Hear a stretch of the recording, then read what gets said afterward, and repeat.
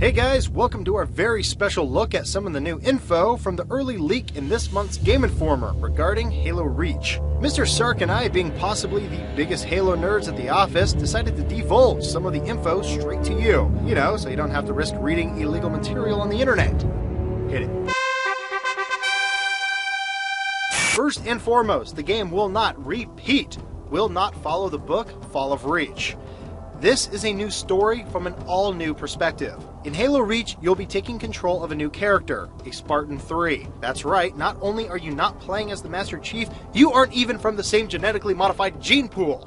Spartan 3s were developed separately from the Master Chief's crew.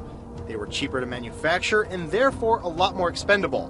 To find out more about those guys, check out the book Ghost of Onyx. Your squad will consist of 5 other Spartans, most of which are from the Spartan 3 program. From this trailer, we have identified the following. June 266, he's a sniper, in case you couldn't tell. Emil 239, also known as Scully. Kat, the first female Spartan we've met in a Halo game.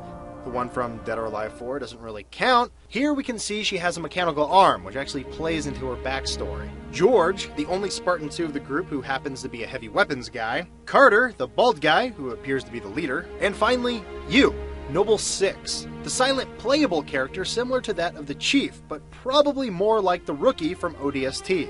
On the graphics side, we already know the game is looking good, but technically things have gotten a lot bigger and better. The new engine can rock over 40 AI on screen at one time, as opposed to Halo 3's 20. Not to mention, an additional 20 vehicles can be in the same area as well. Besides the new Falcon that we've already seen, civilian vehicles are also controllable. So remember those cars in Halo 2, 3, and ODST that you were technically bigger than? Drive them bitches. Speaking of AI, good news if you like your bad guys to speak their own alien language.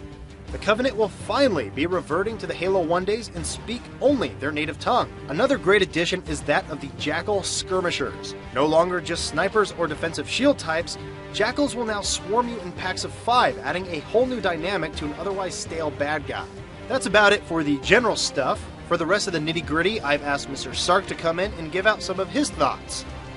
Sark? Thanks, Pixel. Alright guys, now I know you've been asking for new gameplay updates in Halo ever since 2, and the good news is that they're here. Now we've been screaming for a sprint function or something to kick the game up a notch, and it's finally happening. You guys remember equipment pickups? Yeah, me neither. Radar jammers and flares, you might remember, were completely useless and were so bad Bungie took them off the online portion of the game. Thankfully, they're fixing all of this. No longer will you waste equipment pickups. This time, they're actual attachments to your armor. For example, you pick up a sprint upgrade and it'll allow you to run for short bursts.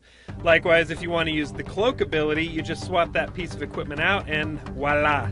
Each of these upgrades have a recharge time so people can't overuse them online, and it's going to make things crazy. Another update that I'm happy to see is the return of the health packs. They worked well in ODST, and they're going to work here, I promise. Don't freak out. And on top of all that, your grenade load just got a whole lot simpler, okay? Spike grenades, flame bombs, gone. And that's good because, come on, you really only need a good frag and a plasma anyway, right? How often did you throw a flame bomb online? Never, because it would crash Xbox Live. Anyway, if any of you guys think different, you're a noob. That's right. You heard it right here. I'm Sark, and I'm always right. Of course, like any good sequel, we're going to see some new weapons. We've got the one-shot DMR sniper, some updates on old favorites, and even a new Needler rifle.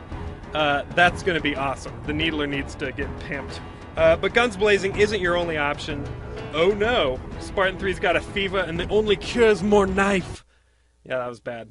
I can't do Christopher Walken, what can I say? But you know what, you can actually assassinate enemies if you stay hidden long enough to give them an Italian necktie. That's where you cut their neck and you pull their tongue out. I don't know if that's actually going to be in the game that detailed, but you get the idea. And finally, everything you MLG pros ever wanted is back.